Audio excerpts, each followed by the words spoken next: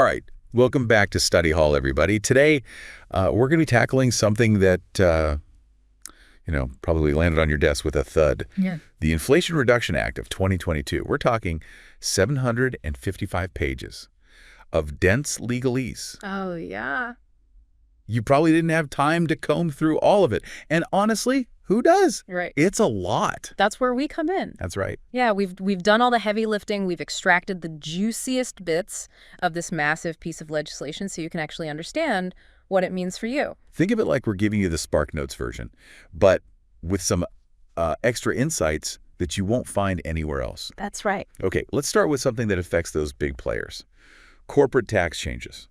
This act introduces a 15% minimum tax on corporations, raking in over $1 billion in adjusted financial statement income. That sounds like a mouthful, right? Right. It is, and it's a pretty big deal. To understand why, think of it this way. You've got these giant companies, right? And they've got their crack teams of accountants figuring out every possible loophole and deduction to minimize their tax bill. This new minimum tax is designed to close those loopholes and make sure that these corporations are paying their fair share, no matter how creative their accounting gets. So it's like setting a floor, saying, okay, no matter how much you try to wiggle out of it, you're paying at least this much. Mm-hmm. But what exactly does adjusted financial statement income even mean? Is that just their regular income with a fancy hat on? Not quite. It includes their regular income, but it also factors in things like income earned overseas, including any war profits or excess profits taxes they might be paying to other countries. So it's trying to create a level playing field for companies operating both here and abroad. Okay, so it's trying to prevent companies from playing hide and seek with their profits, shifting them around the globe to avoid Uncle Sam. Yeah. But what does this actually mean for companies operating international? Right. Could it impact the prices we pay for goods or the investments they make? That's the million-dollar question. Some experts think it might lead to companies raising prices or cutting back on investments to offset the increased tax burden. Oh, I see. Think about it. If their profits are squeezed, they need to make up for it somewhere. Others argue it could actually encourage them to bring those profits back to the U.S., boosting domestic investment. It's a bit of a wait-and-see game right now, but it will be fascinating to see how this unfolds. A bit of a corporate chess match, then. Okay, let's move on to something that hits a little closer to home, the cost of prescription drugs. The Inflation Reduction Act had some big promises about bringing those prices down, right? Absolutely. And one of the biggest changes is that Medicare can finally directly negotiate prices for certain high-cost drugs. Wait, Medicare couldn't do that before? Nope. That seems strange. Why not? You're telling me. It's been a long-standing issue and a source of frustration for many. But now, under this act, there's a specific process in place. Medicare will start by negotiating prices for a smaller pool of drugs, and this will gradually expand over time. The goal is to bring down costs, not just for Medicare beneficiaries, but potentially for the entire healthcare system. Lower prices for everyone, imagine that. Yeah, that sounds like a win for all of us who rely on those essential medications. But I noticed that negotiating prices for biologics, those super complex drugs, is on a bit of a delay. Why is that? Did Big Pharma manage to slip in a loophole?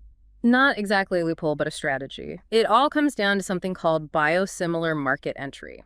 Biosimilars are essentially highly similar versions of those pricey biologics, but they're typically more affordable, so the act takes this into account. The thinking is, let's give those biosimilars a chance to enter the market and drive down prices naturally, before we bring in the big guns of negotiation. Ah, so it's like, let's see if the free market can work its magic first before we step in. Clever, but what about insulin? It's a life-saving drug that's become ridiculously expensive in recent years. Yep. Does the act offer any relief there? It does, and it's significant. The act caps the monthly copay for insulin for Medicare beneficiaries at $35. $35? Can you believe that? Wow. Think of the impact that will have on millions of Americans struggling to manage their diabetes. That's a game changer. I bet the pharmaceutical companies weren't thrilled about that. Speaking of which, didn't we mention something about rebates and penalties? Related to drug price increases? That sounded pretty complicated. It is, and that's where things get really interesting. Well, I'm all ears. This sounds like a juicy bit of courtship arm wrestling. It definitely is. Essentially, the act has this whole system designed to discourage pharmaceutical companies from hiking up prices excessively. All right, break it down for me. How does it actually work? It's a bit of a tangled web, but here's the gist. The act sets a limit on how much drug companies can increase prices each year. It's like a speed limit for price hikes. If they go above that limit, bam, they get hit with a rebate. So it's not a flat fee. It's based on how much they zoom past that limit. Yeah. It's kind of clever, actually. Keeps them on their toes. Exactly. And here's where it gets even more interesting. The Act doesn't just apply to prices charged to Medicare. It also includes rebates for excessive increases on drugs covered under Medicare Part D plans. Those private insurance plans many of you rely on for prescription drug coverage. Double whammy. So if a drug company gets greedy, they're facing consequences on multiple fronts. But how do they even know if they're going over the limit? Is someone sending them a strongly worded letter every time they try to raise prices? You'd think, right? But it's actually more sophisticated than that. The Act requires the government to provide detailed information to these manufacturers about drug sales and price increases. They're getting regular reports, so there's no excuse for accidentally exceeding the limit. Okay, so transparency is key here. But what if those companies try to cook the books? Get creative with their accounting to hide those price hikes. Does the Act have any safeguards against that? You're one step ahead of me. The Act includes provisions for rigorous monitoring and auditing to make sure these companies are playing by the rules. Think of it as a financial watchdog keeping an eye on things. That's reassuring. I don't know about you, but I feel better knowing someone's looking out for us. But let's be real. Drug companies are in the business of making money. Do these rebates actually put a dent in their bottom line? Or is it just a slap on the wrist? The rebates themselves can be substantial enough to make those excessive price hikes financially unattractive. But the real teeth come from the potential civil monetary penalties for non-compliance. Oh, so there's a real stick along with that carrot. Interesting. Now we have to talk about one of the most buzzworthy parts of the Inflation Reduction Act. Those big, bold investments in clean energy and climate action. This is where things get really exciting. The Act pumps billions of dollars into a wide range of initiatives, all aimed at accelerating our shift to a cleaner, greener economy. Think of it as a jumpstart for a sustainable future. We touched on some of the perks for everyday folks, like tax credits for energy-efficient upgrades and electric vehicles. But let's zoom out a bit. What's the big picture goal here? What kind of future are we painting? The ultimate goal is to reduce those pesky greenhouse gas emissions, the main culprit behind climate change. And to do that, the Act targets both supply and demand. On the supply side, it incentivizes developing and using clean energy technologies like solar, wind, and even geothermal. So flooding the market with clean energy options and making them more affordable, basically pushing fossil fuels out of the picture. Exactly. And on the demand side, it makes it easier and cheaper for you, me, and everyone else to embrace those clean energy options. It's like giving everyone a nudge and some financial perks to make the switch. It's like a pincer movement, tackling climate change from both sides. One thing that really caught my eye was the extension of the credit for carbon dioxide sequestration. Can you remind us what that is and why it's such a big deal? Absolutely. Carbon dioxide sequestration is a fancy way of saying we're capturing those carbon dioxide emissions from industrial processes or power plants and storing them underground so they don't escape into the atmosphere. It's like we're cleaning up the mess as we go. The Act makes it more financially viable for companies to invest in this technology. So it's not just reducing emissions, it's actively pulling carbon dioxide out of the air. Now, what about nuclear power? I know it's a bit controversial, but the Act includes a new credit for zero-emission nuclear power production, right?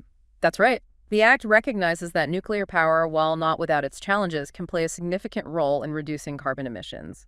By providing tax credits for new nuclear plants that meet stringent safety and environmental standards, the Act aims to incentivize the development of safer, more advanced nuclear technologies. So it's about encouraging the industry to clean up its act, so to speak, and invest in safer, more sustainable practices.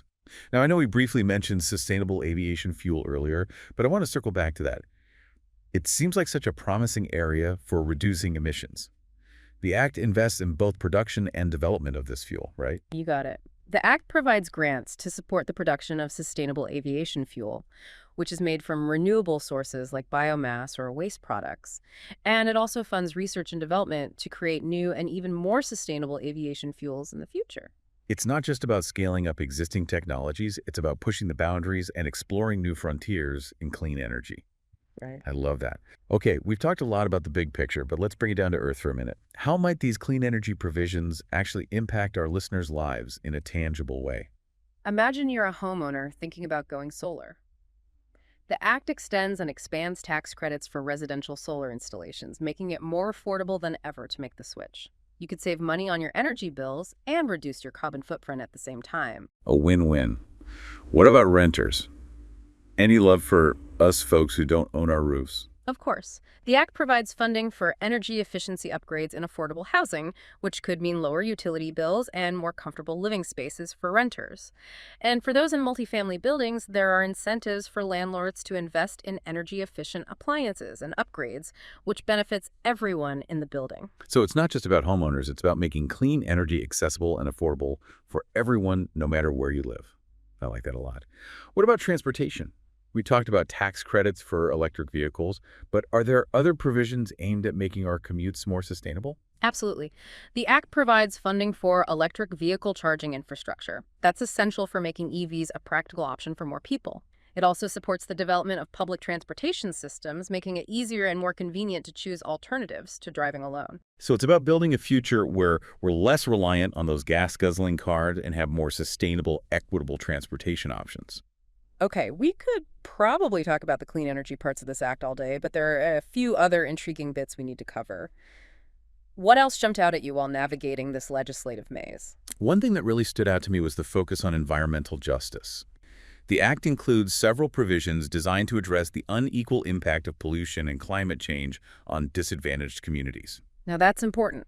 Tell me more about these provisions. How do they aim to level the playing field? The Act establishes a new Environmental and Climate Justice Block Grant Program. This provides funding to communities historically burdened by pollution and environmental hazards. These grants can be used for various projects, from cleaning up contaminated sites to investing in renewable energy and energy efficiency. It's about ensuring those who've been hit hardest by environmental problems are at the front of the line when it comes to solutions.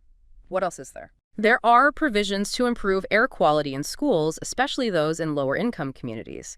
This means funding for monitoring and reducing those nasty greenhouse gas emissions and other pollutants that can harm children's health. Protecting the most vulnerable among us. It's about time. Anything else notable before we move on? Yes, actually, the Act reinstates limitations on deductions for state and local taxes. This had been temporarily lifted under the previous administration. Ah, yes, the SALT deductions. I remember those being a hot topic. Why are they back in the spotlight? Well, this provision is a bit controversial because it mostly affects taxpayers in states with higher taxes. Supporters see it as a way to ensure wealthier taxpayers are paying their fair share and that federal tax revenue is used effectively. So, a bit of a political football, but definitely a significant change. All right, we've covered a lot of ground here, from corporate taxes to drug pricing to clean energy investments and beyond. Are we ready to wrap up this deep dive? Almost. But first, there are a few more fascinating details tucked away in this behemoth of an act that we want to share before we send you off to ponder its potential impacts. Sounds good to me. Let's take a quick break and then come back for the grand finale of our Inflation Reduction Act deep dive. And we're back with the grand finale of our Inflation Reduction Act deep dive. Grand finale. We've journeyed through those corporate tax labyrinths, we've navigated the choppy waters of drug pricing, and we've explored that sunny landscape of clean energy initiatives. We sure have. But are we ready to wrap up? Almost. Oh, okay. But first, there are a few more fascinating details tucked away in this behemoth of an act that we want to share before we send you off to ponder its potential impacts. Okay. So one thing we talked about a lot is how the act impacts big companies and industries. But let's not forget about the everyday taxpayer. One provision that might catch your eye relates to those limitations on deductions for state and local taxes we mentioned earlier. Ah, yes. The SALT deductions. Those were a hot-button issue during the previous administration, weren't they? They were. Remember how the cap on those deductions was lifted for a while? I do, yeah. Well, the Inflation Reduction Act reinstates those limits, and it's causing a bit of a stir.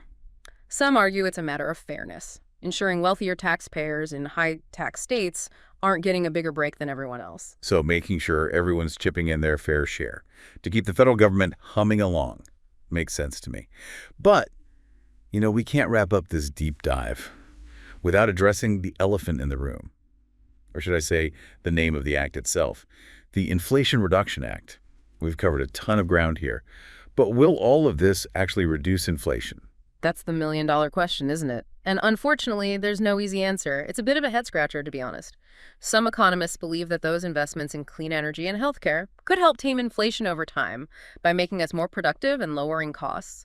Others are a bit more skeptical, suggesting the impact might be minimal or even counterproductive in the short term. So a mixed bag of opinions. It sounds like the jury is still out on whether this act will actually live up to its name. Exactly. It's a wait-and-see situation. But regardless of its direct impact on inflation, there's no denying this is a landmark piece of legislation with far-reaching consequences. It's a bold attempt to grapple with some of the biggest challenges we face today, from climate change and healthcare costs to economic inequality. Well said. So as we conclude this deep dive into the Inflation Reduction Act, what's the one key takeaway you want our listeners to walk away with? I think the key takeaway is to think of this act as a starting point, not a finish line. Stay curious, keep learning, and don't be afraid to ask those tough questions. How will this shape the future of our economy, our environment, and our healthcare? It's a complex web of provisions with both intended and unintended consequences. Stay informed, stay engaged, and make your voice heard. Beautifully put. We hope this deep dive has given you the knowledge and the confidence to join those conversations about the Inflation Reduction Act and shape the future you want to see. Thanks for joining us on Study Hall.